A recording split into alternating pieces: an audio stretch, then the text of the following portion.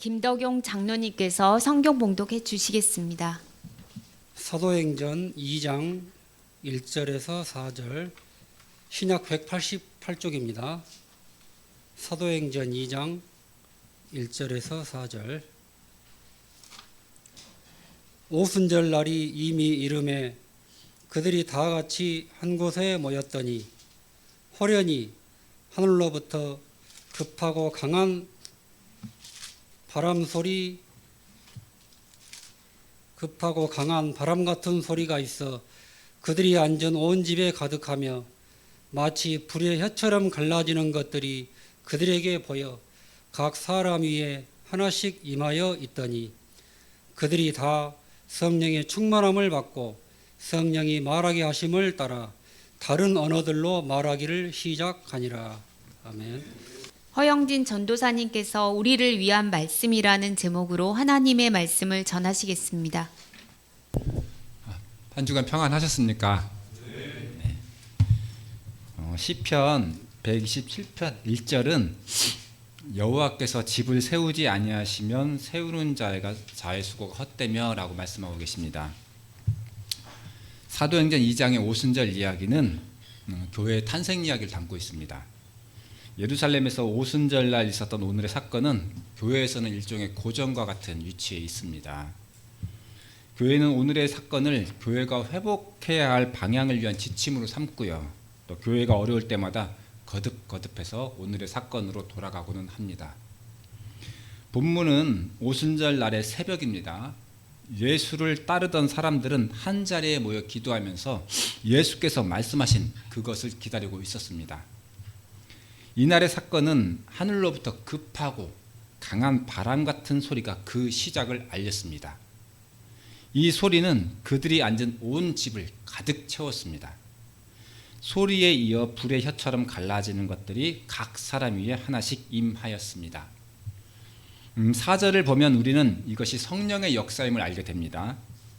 구약시대의 불은 일반적으로 하나님의 전능하신 능력과 더러운 것을 깨끗하게 하시는 하나님의 사역을 상징했습니다. 하나님의 임재는 성경에서 여러 번 불로 표현됩니다. 떨기나무 불꽃, 또 이스라엘 백성들을 인도하는 불기둥, 시내산의 맹렬한 불, 이런 것들은 하나님을 상징했습니다. 따뜻하면서도 두려운 불꽃의 이미지는 하나님의 이미지와 아주 잘 맞은 것 같습니다. 세례 요한도 누가복음 3장 16절에서 그는 성령과 불로 너희에게 세례를 베푸실 것이라고 성령을 불과 연관지어 설명했습니다. 이런 맥락에서 오늘 성령은 불의 형상으로 이들에게 임했습니다. 성령께서 그들에게 임하셔서 첫 번째 하신 일, 그것은 그들에게 말하게 하시는 일입니다. 4절은 그들이 다 성령의 충만함을 받고 성령이 말하게 하심을 따라 다른 언어들로 말하기 시작했다라고 말합니다. 5절에서 장면은 제자들이 모여있던 다락방에서 바깥 거리로 급하게 갑작스럽게 전환됩니다. 바깥 거리에는 예루살렘에 와 있던 경건한 유대인들이 있었습니다. 이 경건한 유대인들은 세계 각국으로부터 와서 이 최초의 교회와 대면하게 되는 상황이 갑작스럽게 일어납니다. 불의 형상으로 임하신 성령은 이 공동체로 하여금 말씀을 선포하게 했고 바깥의 구경꾼들은 어리둥절해지는 상황이 발생합니다. 왜냐하면 제자들은 세계 각국의 언어로 말하고 있었기 때문입니다. 외국에서 온 유대인들은 소리쳤습니다. 이 8절 말씀인데요. 우리 각 사람이 난 곳의 방언으로 듣게 되는 것이 어찌된 일이냐? 누가는 이제 사도행전의 저자가 누구인지는 확실하진 않아요. 하지만 일반적으로 누가로 보고 있거든요. 일반적으로 사도행전의 저자가 누가로 생각하고 있습니다. 그래서 누가는 10절과 11절에서 각 나라의 이름을 다 일일이 열거하고 있어요. 그들이 세계 각국에서 온 유대인들의 출신지를 다 열거하고 있습니다. 누가의 의도는 이것은 오늘 본문의 이야기가 추측이나 또는 부풀려진 이야기가 아니다. 그런 이야기가 아니라 역사적 사실이다. 이런 점들을 분명하게 확정지으려고 한 누가의 어떤 의도적인 의도가 있습니다. 구경꾼들에게는 이 모든 것이 이해되지 않았습니다. 12절에 보면 그들은 놀라며 당황하며 이 어찌된 일이냐라고 서로 묻고 있어요. 그리고 그들 중에 자칭 똑똑한 사람들은 제자들을 조롱하여 그들이 새 술에 취했다라고 말하고 있습니다. 성령의 역사는 바깥거리의 사람들에게 그들의 이성으로는 설명할 수 없는 어떤 사실에 대한 합리적인 설명을 합리적인 설명을 생각해내야만 하게 했어요. 하지만 그들은 설명할 수 없었죠. 그들의 이성으로는 설명할 수 없었고, 또 그들은 그들의 이성의 한계를 넘어가기 때문에 탐구하고 싶어 하지 않았어요. 그들을 생각할 수 없었고 탐구하고 싶어 하지도 않았고, 그래서 그들은 어떤 손쉬운 방법을 택하냐? 그들이 술에 취했다, 이런 설명하기 편한 방법, 이런 여기서 조롱하는 편을 택한 겁니다. 누가복음 4장에서 우리는 오늘 본문과 비슷한 상황을 볼 수 있어요. 예수님의 고향 사람들은 예수께서 가르치시는 그 놀라운 은혜의 말씀에 놀라워하면서도 이 사람이 요셉의 아들이 아니냐, 이 사람이 요셉의 아들이냐라고 하며 그 마음이 조롱과 분노로 바뀌고 결국은 뒤에 쭉 이어지는 말씀을 보면 예수님을 낭떠러지에서 떨어뜨리려고까지 하는 그런 상황으로까지 진행됩니다. 누가는 예수님의 고향에서의 설교 장면을 누가복음의 나머지 부분의 예시로 삼아요. 이런 이 나머지 이야기가 이런 전형적인 유형으로 계속해서 반복되는 거죠. 오늘 사도행전 2장의 말씀도 사도행전의 나머지 부분의 예시로 삼도록 이렇게 구성이 됩니다. 그러니까 사도행전의 저자와 누가복음의 저자가 동일하다는 근거는 바로 이런 점들에서 발견되는 겁니다. 누가복음에서 기록되었던 그런 예시들이 사도행전에서 그대로 비슷하게 진행되거든요. 그래서 저자가 동일한 사람일 것이다. 그렇다면 누가이지 않을까라는 거죠. 군중들 사이에 오고 가는 말들은 제자들 중 한 사람을 일어나 말하게 했습니다. 일어나 말하는 이 사람 누군지 다 아시죠? 베드로입니다. 우리는 베드로가 수많은 유대인 중에 앞에서 이런 말을 하게 할 수 있을까라고 예상할 수 있었을까요?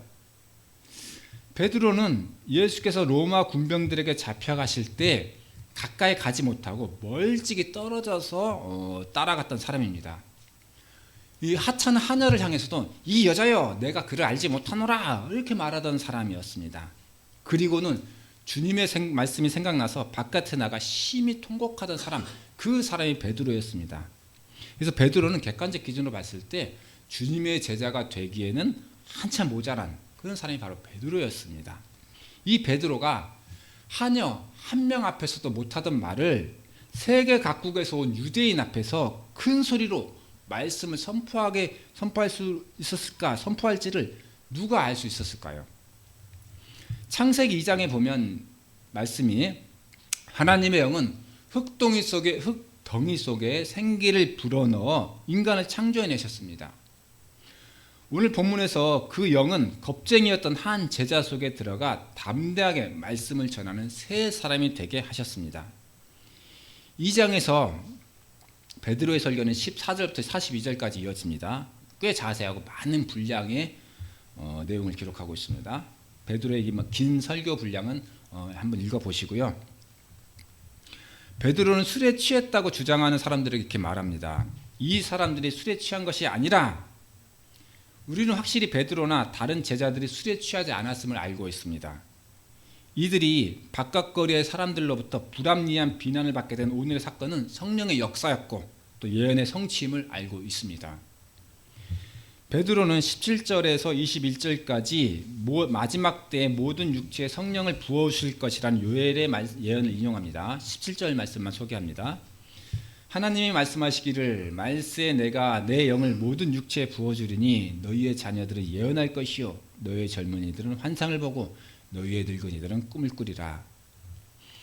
이전에는 소수의 선지자에게만 특별하게 오셨던 성령님이 오늘 이 공동체 안에 임하셨습니다. 바깥거리의 사람들 역시 요엘의 말씀을 알고 있었을 거예요. 왜냐하면 그들은 경건한 유대인들이잖아요. 정해진 절기를 지키기 위해서 먼 곳에서부터 예루살렘까지 오는 사람들이었습니다. 그들은 분명히 요엘의 말씀을 알았을 겁니다. 그러나 성경 말씀은 알고 있었지만 그 말씀이 지금 분명하게 증거하는 내용은 알아보지 못하고 다만 술에 취했다라는 반응을 보이고 있습니다. 베드로의 설교에 대한 군중들의 반응은 이제 베드로의 설교의 말씀이 행해졌을 때 그 설교에 대한 군중들의 반응은 37절 말씀에 나옵니다. 그들이 이 말을 듣고 마음에 찔려 베드로와 다른 사도들에게 물어 이르되 형제들아 우리가 어찌할꼬 하거늘. 베드로의 설교에 대한 사람들의 반응은 즉시 일어났죠. 뭐 한참 있다 일어난 게 설교 듣고 그 즉시 양심에 찔려서 어찌할꼬 이렇게 반응이 즉시 일어나고 있습니다. 사람들은 베드로의 설교를 듣고 감동받고 또 그 설교에 회개했습니다. 베드로는 그들에게 38절에서 말합니다. 너희가 회개하여 각각 예수 그리스도의 이름으로 세례를 받고 죄의 사함을 받으라. 그리하면 성령을 선물로 받으리니. 사람들의 요청에 대한 우리가 어찌할꼬 이 사람들의 요청에 대한 베드로의 반응도 즉각적으로 일어나죠. 지금 회개하고 지금 세례를 받으라는 것입니다. 누가는 회개할 수 있는 힘과 또 죄의 사함, 성령의 오심은 하나님의 선물이라고 말합니다. 오순절 날의 이야기는 모여있던 제자들에게 성령을 주심으로 시작되었습니다. 그 시작은 기독교 공동체 그 성령의 역사는 밖에 있던 사람들에게 그들을 위한 화해의 선물을 주심으로 오늘의 이야기가 끝나갑니다. 누가가 기록한 오순절 이야기는 기독교 공동체의 성장에 대한 이야기의 시작으로서의 의미가 있습니다. 오늘 베드로의 설교를 듣는 사람들의 반응은 오직 하나님의 은사로서만 설명될 수 있고 기독교 선교운동의 시작을 말해줍니다. 2장의 내용은 오순절의 요란함과 또 베드로의 열정적이고 감동적인 설교 그리고 군중의 열렬한 반응이 있습니다. 이 이야기의 분위기는 오늘날을 비교하면 음악 콘서트장에서 흥분과 소란 또 감동이 있는 현장과 크게 다르지 않아 보입니다. 41절을 이 마지막으로 이날의 사건은 정리되고 누가는 이날의 열정이 구체화된 것을 42절에서 47절까지 기록합니다. 42절에서 그날 이후 교회는 사도의 가르침을 받고 서로 교제하고 떡을 떼며 기도하기를 힘썼다고 합니다. 그날의 경험은 사도들과 또 거리에 있는 수많은 사람들에게 그 모두에게 감정적 흥분 상태를 느끼게 했을 겁니다. 우리가 부흥회 또는 콘서트장에 가면 느낄 수 있는 그런 카타르시스와 동일하거나 또는 그 비슷한 그런 폭발적인 감정의 그런 걸 느꼈을 겁니다. 이런 감정적 흥분을 느끼면 사람들은 그것을 다시 재생하고 싶어 하죠. 다시 반복하고 싶어 하는 욕망을 느낍니다. 그래서 젊은이들은 콘서트 현장에 가는 것을 좋아하고요. 또 한때 우리 교회도 부흥회가 많이 열리곤 했습니다. 그러나 이 최초의 교회가 감정적 흥분에 몰입했다는 기록은 없고 우리 성경은 대신에 사도들의 가르침에 열심히 따르고 참여하는 성숙한 태도를 기록하고 있습니다. 사도들의 가르침에 따른다는 말은 오늘 우리의 예배와 같이 지속적으로 말씀의 가르침을 받는다는 겁니다. 우리는 복음을 알지 못하는 사람에게만 전해지는 것으로 알고 있지만 실제로는 그렇지 않다는 겁니다.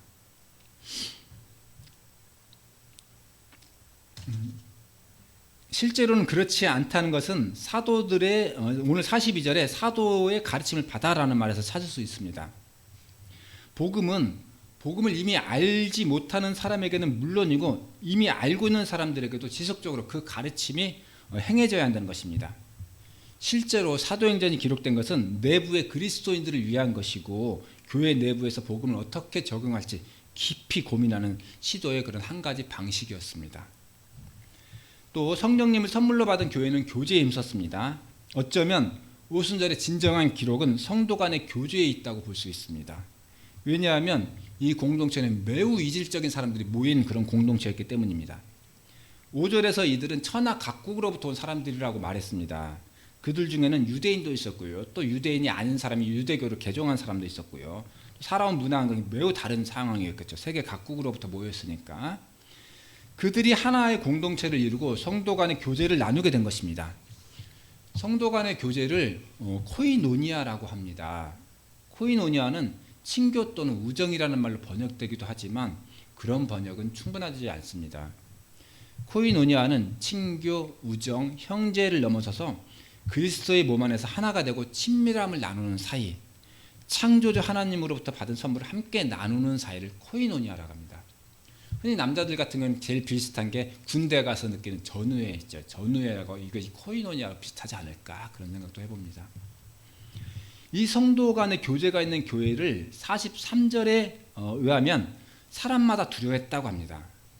본문의 두려움은 공포가 아니죠. 공포가 아니라 존경과 경외에서 비롯된 두려움을 뜻합니다. 그리고 사도들로 말미암아 기사와 표적이 많이 나타났다고 합니다. 성도 간의 교제에 있어서 놀라운 기록은 44절과 45절 말씀입니다. 믿는 사람이 다 함께 있어 모든 물건을 서로 통용하고 또 재산과 소유를 팔아 각 사람의 필요를 따라 나눠주며 라는 말씀입니다. 현대 성경 연구가들은 이 기록이 초기 공동체의 일반적으로 보편화된 것은 아니었을 것이다 라고 보고 있긴 합니다. 그러나 어느 정도의 범위인지는 알 수 없지만 물건에 대한 함께 나눔이 있었고 또 이런 기록이 있었다는 것은 이 공동체 내에 어떤 마음의 움직임이 있었다. 또 자본주의 사회의 일반적인 움직임, 우리가 내 거를 이렇게 주기 너무 어렵잖아요. 자본주의 사회의 이런 일반적인 마음의 움직임과는 다른 어떤 마음의 움직임이 있었다는 구체적인 증거라고 보고 있습니다. 누가복음 19장에는 삭개오가 예수께 이런 말씀을 드려요. 내 소유의 절반을 가난한 자들에게 주겠사오며 만일 누구의 것을 속여 빼앗은 일이 있으면 내 갑절이나 갚겠나이다. 삭개오가 이런 말을 하는 것은 삭개오에게 복음이 들어간 이후의 일이죠. 그리고 삭개오가 복음이 들어가며 변화되었기 때문이었습니다. 누가복음에서 삭개오 한 명에게 일어났던 이 일이 오늘 본문에서는 공동체 전체로 이렇게 확대되고 있는 모습입니다. 성도 간의 이런 교제는 신명기 15장 4절, 5절 말씀과도 연결됩니다. 내가 만일 내 하나님 여호와의 말씀만 듣고 내가 오늘 내게 내리는 그 명령을 다 지켜 행하면 내 하나님 여호와께서 내게 기업으로 주신 땅에서 내가 반드시 복을 받으리니 너희 중에 가난한 자가 없으리라. 성령님이 오신 교회는 또 떡을 떼기를 자주 했습니다. 식탁 교제는 이 공동체의 역사하신 하나님의 사역 중 하나였습니다.